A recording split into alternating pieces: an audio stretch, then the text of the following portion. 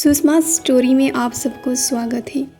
कुछ नई करने की सोच लेकर मैं आज फिर आई हूँ आप सबके सामने। आज हम जानेंगे ओवर थिंकिंग क्या है। आज मेरा पहला अध्याय रहेगा और उस अध्याय में मैं आपको बताऊंगी ओवर थिंकिंग क्या होता है, ओवर थिंकिंग कैसे शुरू होता है। कभी कभी हम इतना सोचते हैं कि कुछ महसूस ही नहीं कर पाते और उसी सोच के चक्कर में हम सारा कुछ भूल जाते हैं। हमारे सामने क्या है, कौन है, ये सब हमें दिखाई ही नहीं देता। कभी तुमने महसूस किया है कि तुम्हारा मन एक ही बात को बार बार दोहरा रहा है, जैसे कोई पुराना गाना जो तुम्हारे दिमाग से निकल ही नहीं रहा। वही बात, वही सवाल, वही डर। कहीं मैंने कुछ गलत तो नहीं कहा? अगर वो बात बुरा मान गया तो काश मैं थोड़ा और समझ पाता। इन्हीं सवालों के चक्कर में हम घंटों, कभी कभी पूरी रात गुजार देते हैं। यही है ओवर थिंकिंग। क्या आपको पता है सोच और अति चिंतन का फ़र्क? सोचना इंसान की सबसे बड़ी शक्ति है। सोचने से हम रास्ते बनाते हैं, फैसले लेते हैं और ज़िंदगी को दिशा देते हैं। लेकिन जब वही सोच ज़्यादा गहरी, बार बार दोहराई जाने वाली हो और अनियंत्रित हो जाती है तो वो शक्ति नहीं, बोझ बन जाती है। विचार अगर दिशा दे तो वो सोच है, पर अगर विचार ही दिशा खो जाए तो वो अति चिंतन है। अब ओवर थिंकिंग की समस्या कैसे शुरू होती है? हम सोचते नहीं, सोच में खो जाते हैं और फिर वो सोच हमें खा जाती है, थका देती है, हमारे आत्मविश्वास को धीरे धीरे तोड़ देती है। क्या आप जानते हो ओवर थिंकिंग कैसे शुरू होती है? ओवर थिंकिंग कभी अचानक नहीं होती। ये एक बहुत ही धीमी आग की तरह होती है। शुरुआत में लगता है हम बस किसी बात को ठीक से समझ रहे हैं, पर धीरे धीरे हम उस बात को इतना सोचने लगते हैं कि हमारे अंदर का डर, असुरक्षा और बेचैनीपन लगने लगती है। कभी किसी एक शब्द पर मन अटक जाता है, कभी किसी के बर्ताव को समझने में पूरा दिन निकल जाता है, कभी किसी गलती को सोच सोच कर हम खुद को कोसते रहते हैं और फिर धीरे धीरे ये एक आदत बन जाती है। आदत हर छोटी बात को बड़ा बनाने की, हर संभावना को समस्या समझने की, हर चुप्पी के पीछे कोई ना कोई मतलब ढूंढने की आदत। असल में क्या होती है ये ओवर थिंकिंग? इसके कई कारण हैं और हर व्यक्ति का कारण थोड़ा अलग होता है। जैसे डर, अगर सब गलत निकला तो? ये सबसे सामान्य कारण है। डर हमें सोचने पर मजबूर करता है और हम हर संभव स्थिति की कल्पना करने लगते हैं, चाहे वो असली हो या नहीं। अविश्वास, जब हमें खुद पर या दूसरों पर भरोसा नहीं होता, तब हमारा मन बार बार सवाल पूछता है, क्या वो सच में मेरी परवाह करता है? क्या मैं पर्याप्त हूँ?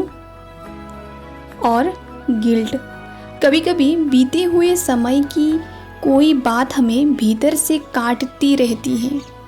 हम सोचते हैं काश मैंने ऐसा किया होता, और वही काश हमारे वर्तमान को खा जाता है। अपूर्णता, जब हम हर चीज़ को परफेक्ट करना चाहते हैं, तब छोटी सी छोटी गलतियां भी हमारे मन को चैन नहीं लेने देती। चलो एक कहानी सुनाती हूँ। अवनी एक साधारण लड़की थी। हर चीज़ में दिल लगाती थी, हर किसी के लिए अच्छा सोचती थी। लेकिन उसकी एक समस्या थी, वो बहुत सोचती थी। किसी का मूड थोड़ा बदल गया तो वो घंटों सोचती रहती। किसी का जवाब थोड़ा देरी से आया तो मन में सवाल उठते, क्या मैंने कुछ गलत किया? क्या वो अब मुझसे बात नहीं करना चाहता? वो अपने हर रिश्ते को इतना सोचती कि खुद थक जाती थी। धीरे धीरे वो बोलने से पहले डरने लगी, फैसले लेने से पहले घबराने लगी।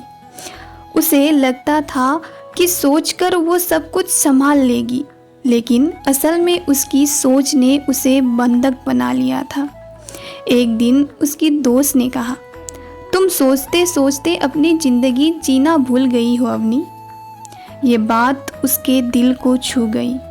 उसने उस दिन से तय किया कि अब वो हर बात को महसूस करेगी, सोचेगी नहीं। वो हर स्थिति को समझेगी पर उसमें उलझेगी नहीं। और धीरे धीरे उसने सीखा, हर सवाल का जवाब जरूरी नहीं होता। ओवर थिंकिंग का असर क्या होता है?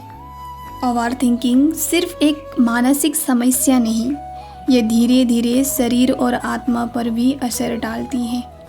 जैसे नींद खराब होती है, रात में दिमाग शांत नहीं रहता और नींद दूर भाग जाती है। एकाग्रता कम होती है, किसी काम में मन नहीं लगता, हर वक्त विचारों की भीड़ रहती है। मूड स्विंग और थकान, छोटी सी बात भी मन को भारी कर देती है। रिश्तों पर असर, ज़रूरत से ज़्यादा सोचने से रिश्ते कमज़ोर पड़ने लगते हैं, क्योंकि हम अनुमान पर जीने लगते हैं, स्वाद पर नहीं। सोचना गलत नहीं है, लेकिन सोचना बुरा नहीं है। सोचना तो हमारी बुद्धि का सबसे सुंदर गुण है।